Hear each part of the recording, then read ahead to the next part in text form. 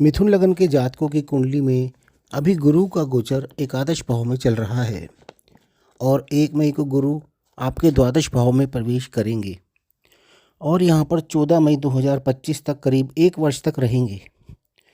अभी तक गुरु अपने जो शुभ फल एकादश भाव से दे रहे थे, अब गुरु वो फल द्वादश भाव में बैठकर देंगे, जो कि मोक्ष का भाव है, क्योंकि 4, 8, 12 भाव मोक्ष त्रिकोण के भाव होते हैं। द्वादश भाव को हम खर्चे का भाव भी बोलते हैं। इसके अतिरिक्त यह भाव विदेश व शैया सुख का भी होता है, पिता की संपत्ति का भी होता है। इसका अर्थ यह है कि गुरु आपका खर्चा जो कराएंगे अब शुभ कार्यों पर करवाएंगे। इस समय आपका या आपके परिवार में किसी का विवाह भी हो सकता है। घर में संतान का आगमन, नया घर या नए वाहन पर खर्चा हो सकता है। आप विदेश यात्रा पर खर्च कर सकते हैं या अन्य मौज मस्ती पर भी आपका खर्चा इस समय में हो सकता है। इस भाव में बैठकर गुरु आपकी धार्मिक यात्रा भी करवा सकते हैं। आप धार्मिक कार्यों पर भी खर्चा कर सकते हैं। आपके पिता की संपत्ति से संबंधित विवाद भी इस समय में खत्म होंगे तथा आपके पिता को या आपको उस संपत्ति का लाभ भी मिलेगा। द्वादश भाव से गुरु की दृष्टि चतुर्थ, छठे व 8वें भाव पर होगी। चतुर्थ भाव से हम माता, वाहन, मकान व सारे सुखों व सिंहासन यानी कि किसी बड़े पद का भी विचार करते हैं।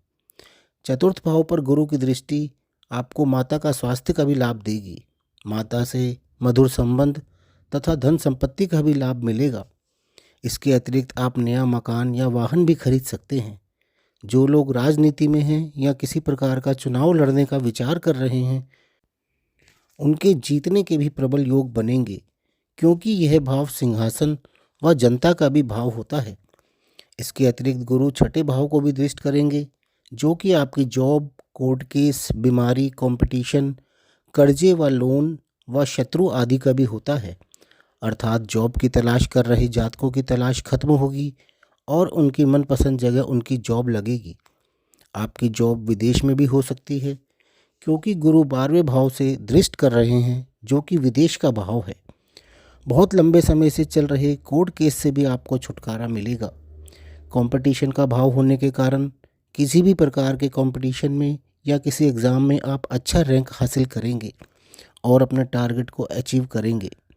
पुराने लोन व कर्जे को भी ख़त्म कर सकेंगे। आपके शत्रु आपके सामने खड़े होने की हिम्मत नहीं कर पाएंगे और आपके सामने घुटने टेक देंगे या स्वयं ही भाग जाएंगे। गुरु की 9वीं दृष्टि आपके अष्टम भाव पर होगी। अष्टम भाव अचानक लाभ या हानि, आयु, रिसर्च, गुप्त कार्य, बीमे का धन, पुश्तैनी प्रॉपर्टी और आपकी ससुराल का भी है। यानी इस समय में आपको अपनी ससुराल से धन या संपत्ति का भी लाभ होने के प्रबल योग बनेंगे। रिसर्च कर रहे लोगों के लिए भी यह बहुत लाभ का समय है।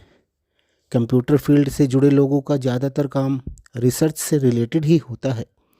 इसके अतिरिक्त इंश्योरेंस या सीक्रेट एजेंसीज से जुड़े लोगों को भी इस समय में अचानक लाभ होने के योग बनेंगे।